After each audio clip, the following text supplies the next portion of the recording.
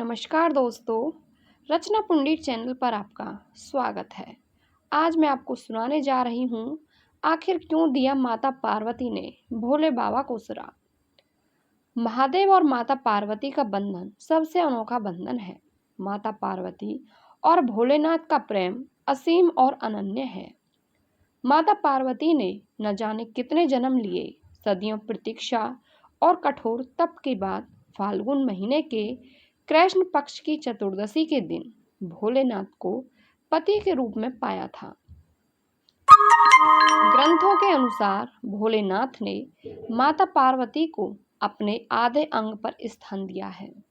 एक बार भोलेनाथ को माता पार्वती के क्रोध का शिकार होना पड़ा था।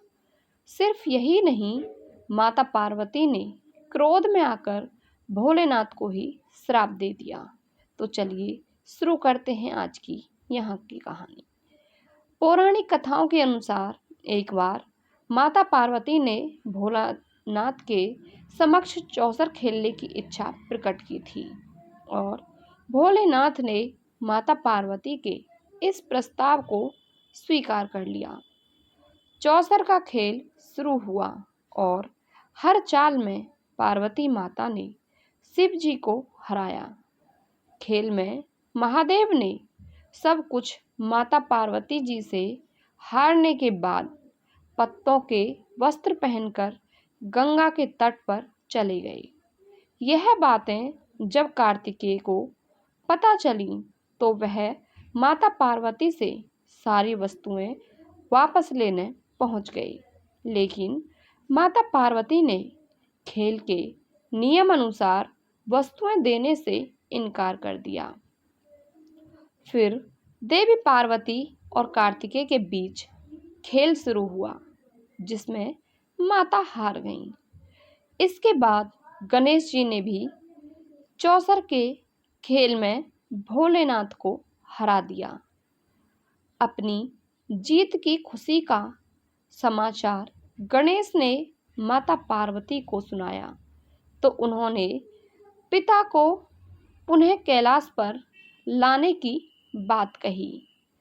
गणेश जी ने दोबारा प्रयास किया कि वह माता पार्वती को जाकर यह बताएं कि वह जीत रहे हैं, लेकिन महादेव नहीं माने और इस बार भगवान शिव के भक्त रावण ने गणेश जी के वाहन मूषक को बिल्ली का रूप धारण करके डराकर भगा दिया।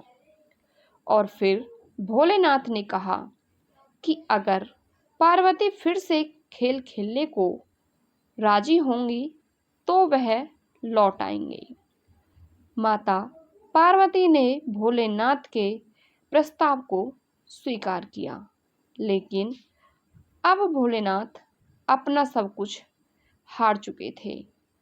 ऐसे में माता पार्वती ने उनसे पूछा कि अब उनके पास खेल में हारने के लिए क्या है। इस पर नारद जी ने अपनी वीणा भोलेनाथ को सौंप दी और इस खेल में भगवान विष्णु ने भोलेनाथ की इच्छा से पासे का रूप धारण कर लिया था। अब खेल में भोलेनाथ हर बार जीतने लगे। गणेश जी भोलेनाथ और विष्णु जी की चाल समझ गए और उन्होंने सारी बात माता पार्वती को बताई।